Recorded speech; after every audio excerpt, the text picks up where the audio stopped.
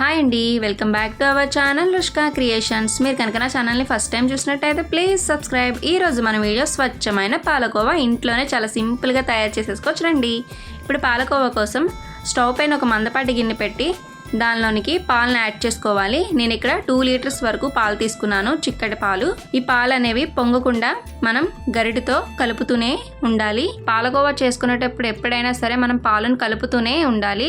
ఎందుకంటే పైన మీగడ అనేది లేయర్లా ఫామ్ అయ్యి పాలకోవా అన్నది అంత టేస్ట్ ఉండదు. ఈ రకంగా మీగడ కట్టకుండానే మనం కలుపుతూనే పాలకోవాని మనం రెడీ చేసుకోవాలి. పాలకోవా చేసుకోవడానికి టైం అయితే పడుతుంది, కాకపోతే టేస్ట్ మాత్రం చాలా అంటే చాలా టేస్ట్గా ఉండేది. ఒక్కసారి మీరు కూడా ట్రై చేసి చూడండి. చూస్తున్నారు కదా, పాలు అయితే నేను 2 లీటర్స్ వరకు తీసుకున్నాను. ఆల్మోస్ట్ 1 లీటర్ వరకు అయితే మరిగిపోయింది. చూస్తున్నారు కదా, పాలు అయితే చాలా థిక్ క్రీమ్లా అయితే మరిగిపోయినాయి.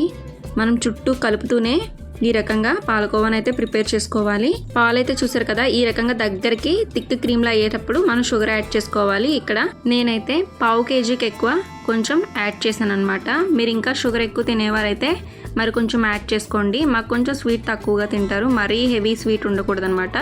సో ఈ రకంగా యాడ్ చేసుకుని మనం ఇప్పుడు కూడా కలుపుతూనే ఉండాలి. ఈ రకంగా కలపకపోతే ఇప్పుడు పాలకోవా అన్నది అడిగంటేస్తుంది.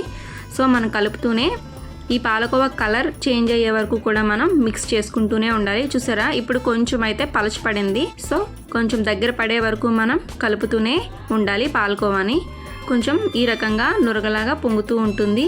మనం మిక్స్ చేసుకునే పాలకోవా అనేది ప్రిపేర్ చేసుకోవాలి. చాలా టేస్టీగా ఉండిద్ది. ఒక్కసారి మీరు కూడా ట్రై చేసి చూడండి. ఇంట్లోనే చాలా స్వచ్ఛమైన పాలకోవాని అయితే ప్రిపేర్ చేసుకోవచ్చు.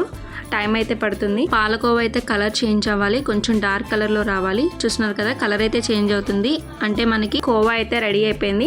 కోవా మనం ఇలా తిప్పుతూ ఉన్నప్పుడు మనకి రెడీ అయిపోయిందని ఎలా తెలుస్తుందంటే, చూస్తున్నారు కదా, కలర్ అయితే చేంజ్ అవుతుంది. అండ్ ఇలా తిప్పుతూ ఉన్నప్పుడు సైడ్ ఎడ్జెస్ నుంచి మనకి ఇది కోవా అనేది అంటుకోదు.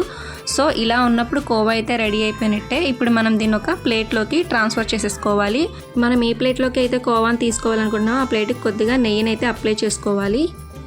కోవాని యాడ్ చేసుకోవాలి. ఈ కోవా అనేది మనం వేడిగా ఉన్నప్పుడే ప్రిపేర్ చేసుకోవాలి. ఎందుకంటే కాసేపు చల్లారిందంటే ఇది కొంచెం గట్టిగా అయిపోతుంది. ఈ రకంగా చేతికి కవర్స్ కానీ లేదంటే నార్మల్గా హ్యాండ్స్కి కొంచెం నెయ్యి రాసుకుని చేసేసుకోవచ్చు. కానీ కొంచెం వేడిగా ఉన్నప్పుడే మనం కోవా అనేది మనం రెడీ చేసుకోవాలి. ఈ రకంగా చాలా టేస్ట్గా ఉండిద్దండి. ఒక్కసారి మీరు కూడా ట్రై చేయండి. అండ్ కోవా చేసేటప్పుడు కూడా మీకే తెలుస్తుంది, మంచి ఫ్లేవర్ అండ్ స్మెల్ కూడా తెలుస్తుంది. పాలకోవా ఇష్టమైన వాళ్ళు ఎవరైనా సరే ఖచ్చితంగా ట్రై చేసి చూడండి. చాలా టేస్ట్గా ఉండిద్ది. 100% హోమ్ మేడ్ పాలకోవా అంటే చాలా రుచిగా ఉండిద్ది. బయట కొనే స్వీట్స్ కన్నా కూడా చాలా టేస్ట్గా ఉండిద్ది.